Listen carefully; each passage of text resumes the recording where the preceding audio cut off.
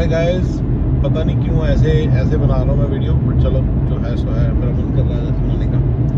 तो गाइस, मैं ना I am gonna talk about कि आपके पैसे कहाँ कहाँ जाते हैं, और जो ऑर्गेनिक लाइफ है इंडिया की भी और अमेरिका की भी, स्पेशली अमेरिका की, उसके अंदर मैं कई जगह आपको मना करता हूँ। तो वो सारी चीज़ों की लिस्ट बताने वाला हूँ आज इकट्ठे कि these are the organic things, these are the things you should not do. और ये गलतियां हर कोई करता है, और ये गलतियों को अवॉइड अगर आप कर लो तो you will basically be able to live a pretty good life in America. आपकी ऑर्गेनिक लाइफ बहुत अच्छी हो जाएगी, और हो सकता है ऑर्गेनिक प्लस में कन्वर्ट हो जाए। ठीक है ना। देखो, एक पहली गलती जो करते हैं सब लोग, वो जल्दी कमाना स्टार्ट नहीं करते। दूसरी है वो वीजा का काम नहीं स्टार्ट करते। अब पैसों के बारे में बात कर रहे हैं ना ज्यादा। पैसों की गलती आप क्या करोगे कि आप ना पैसे इंडिया भेजोगे। तभी मैंने एक वीडियो बनाया था बहुत पहले कि never by real estate in India. और आप टिपिकली वो रियल एस्टेट बाय करने के लिए भेजोगे, उसमें बिग मनी जाएगी। थोड़े बहुत दोस्तों को भेजना वो ना अलग बात है, घर वालों को भेजना अलग बात है, वो नहीं मैं बोल रहा, वो तो थोड़े बहुत होते हैं घर वालों। ठीक है ना। तो आपके सबसे ज्यादा पैसे वहां गए, मेरे भी गए, आपके भी जाएंगे। और बड़ी दुख होगा अगर मेरे भी गए और मैंने वीडियो बनाया, फिर भी आपने भी लूज किए पैसे इंडिया भेज के, तो वो एक बहुत बड़ा दुख की बात होगी, स्पेशली इंडिया की रियल एस्टेट में डाल के। तो इंडिया की रियल एस्टेट आपकी यहाँ पे गुर्बत क्रिएट करेगी, गरीबी क्रिएट करेगी अमेरिका के अंदर आपके लिए। तो ये फंडा उसके पीछे। दूसरा, स्टॉक मार्केट पैसे खाएगी आपकी, इसलिए मैं आपको स्टॉक मार्केट से दूर रहने को बोलता हूँ। स्टॉक मार्केट, इक्विटी मार्केट से और म्यूचुअल फंड से, क्योंकि आपके पैसे खा जाएगी। ये इंडिया में भी खाएगी और यहाँ भी खाएगी। अच्छा, इंडिया में एक बंदा जो रहता है, उसको इंडिया में रियल एस्टेट खरीदनी है अपने आसपास। अगर वो भी दूर खरीदेगा, वो वाली रियल एस्टेट भी उसको खा जाएगी, उसके पैसे सारे लेके चले जाएगी। जितना मर्जी वो प्रॉफिटेबल वेंचर लगे उसको, लेकिन उसने उसको खा जाना है। ये दो जगहों पे पैसे बड़े वेस्ट होते हैं सबके।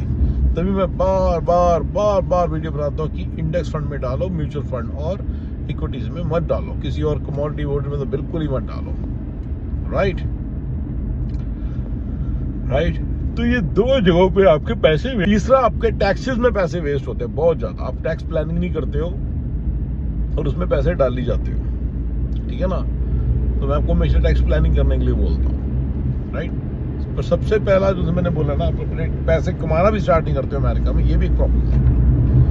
जैसे मुझे 26 साल हो गए, अगर मैंने अपना ही फॉर्मूला बड़े आराम से अपने शुरू वाले दिन से, मेरा फॉर्मूला क्या कहता है, ठीक है ना, जो मनी का मेरा फॉर्मूला मैंने आपको बताया हुआ है, वो ये है कि जितने पैसे आप अमेरिका के अंदर S&P 500 में कोई फंड क्रिएट करो, S&P 500 इन्वेस्टमेंट डालोगे, जैसे आप $50,000 साल के डालोगे, तो 10 साल के बाद आप $50,000 साल के विड्रॉ कर सकते हो from the same fund without depleting it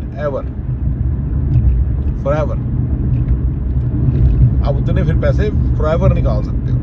और अगर आप 20 साल ये काम करते हो, यानी कि पैसे डालते रहते हो, हर साल 50,000 डाले, तो आप 3 गुना पैसे निकाल सकते हो 20 साल के बाद।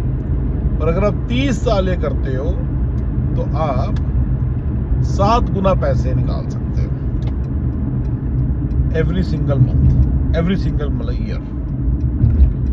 तो आप मंथली डालोगे तो मंथली निकाल लो, वो तो एक ही बात है। मतलब बात ये कि इस तरह से आप याद रखना, नंबर ही है। तो आप अगर ये चीज कर लोगे, तो आपको एक बड़ी तगड़ी ऑर्गेनिक लाइफ मिल सकती है, organic plus life. How much money do I need to live in America when you are married with kids, property रहना आपको सारा। तो मैंने थोड़ा सा क्या बोलूं, $1.5-2 लाख चाहिए। यस, बहुत अच्छे तरीके से रहेंगे, which is equal to 250K साल। अगर आपका अपना घर पेड ऑफ है तो ठीक है ना। तो उसके थोड़े से खर्चे फिर भी बहुत सारे हैं, लेकिन वो सारे फिर खर्चे एटलीस्ट मैन पे ऑफ वाला पार्ट तो कम हो जाएगा ना, मॉर्गेज वाला पार्ट तो कम हो जाएगा ना, इंटरेस्ट का। तो बेसिकली अगर आप एक ऑर्गेनिक लाइफ जीना चाहते हैं ना अमेरिका के अंदर, आपको $1.5 लाख चाहिए होगा।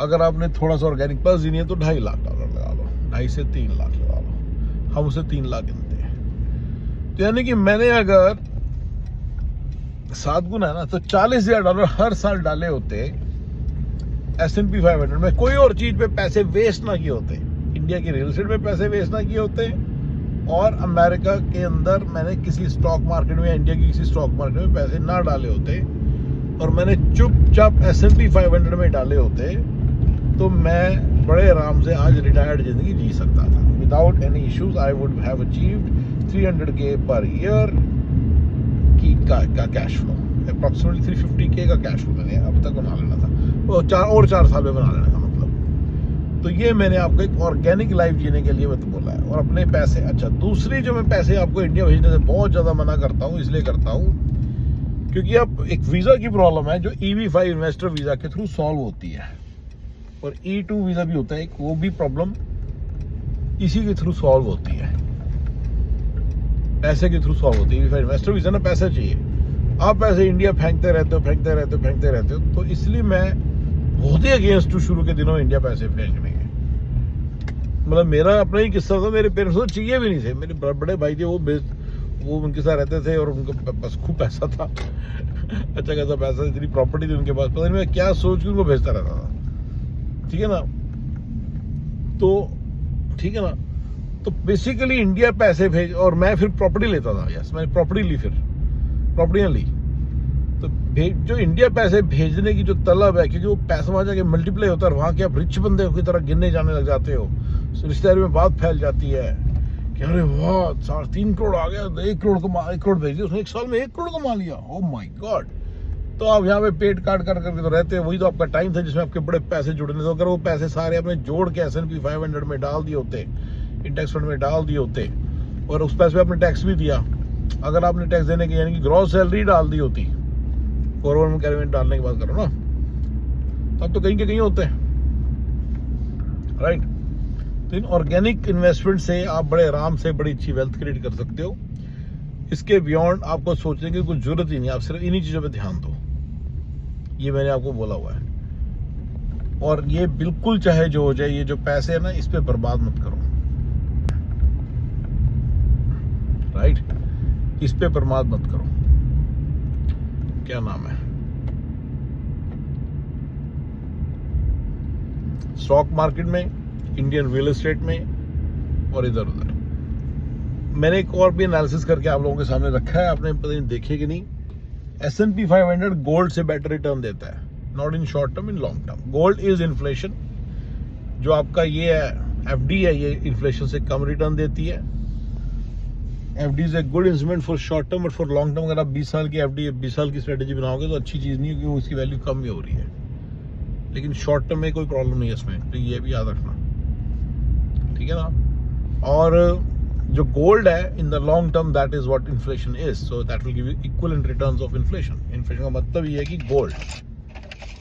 अब बड़े लोग यहाँ पे भी बड़े कंफ्यूज होते हैं, ठीक है ना। मैंने पूरा बहुत एनालिसिस किया, बड़े ट्रेंड्स देख के बात मैंने आपको बता दी है, ठीक है। जो S&P 500 है, या आपकी कंट्री का निफ्टी 50 है, या पाकिस्तान में KSE है, ये आपको बेटर रिटर्न्स देगा than this thing in the long term of 20 years. तो अगर आप हर दिन पैसे डालोगे ना उसमें, हर महीने, तो आपको बड़ी तगड़ी रिटर्न मिलेगी। और मैं आपको ये बताना चाहता हूँ कि मेरे को अभी तक कोई प्रॉपर फुल्ली वेटेड कोई पैसिव सोर्स इनकम नहीं मिला है, ठीक है ना, जो आपको फुल्ली पैसिव इनकम देगा, अमेरिका में भी और इंडिया में भी, ठीक है ना। इंडिया में पोर्टफोलियो बन जाता है बड़ा, पर उसको पोर्टफोलियो को भी किराए पे मचड़ना, उसको संभाल कर रखना की थोड़ी सी कला होती है। अगर आप इंडिया में ही रहते हो, इंडिया की रियल एस्टेट ले लेते हो, तो बढ़ के हो जाती है। बट मैंने एक बड़ा इंटरेस्टिंग एनालिसिस किया था, उसमें मैंने ये देखा था कि इंडियन रियल एस्टेट से ज़्यादा रिटर्न इंडिया के निफ्टी 50 देता है।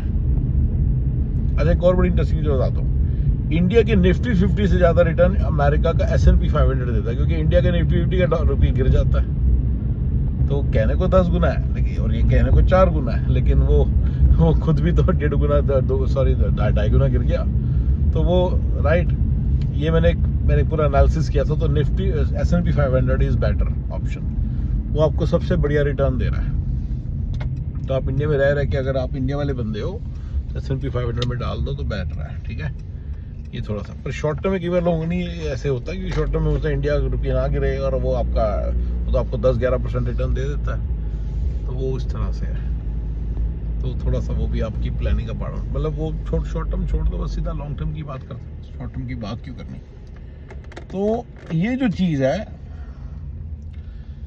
अगर आप ये ऑर्गेनिक लाइफ की प्लानिंग कर लो कि मैं इस तरह से करूंगा इन्वेस्ट और ये वाले पैसे हैं, तो आप 20 साल में, ज़्यादा 10 साल में और 20 साल में 3 गुना, तो अगर आप $50 20 साल में आप आराम से फ्री बैठे हो, जैसे कि हम कहते हैं ना इंडिया में फ्री बैठ सकता है इंसान, वो वाली चीज़ आ जाएगी। थोड़े से खर्चे कम कर लो, मैं बता दूं मेरे खर्चे थोड़े ज़्यादा हैं, क्योंकि थोड़ा अभी हमारे वो इतने पैसे आते हैं, फिर हम तो उस हिसाब से खर्चते भी हैं, थोड़े खर्चे पाल रखे हमने, क्या बोला, घर का ही खर्चा लगा लो, इस तरह के बहुत सारे खर्चे मैंने पाल रखे हैं, राइट। तो गाइस ये बेसिकली चीज़ है जिसके कारण मैं आपको मना करता हूँ बहुत ज़्यादा, ठीक है। ओके जी।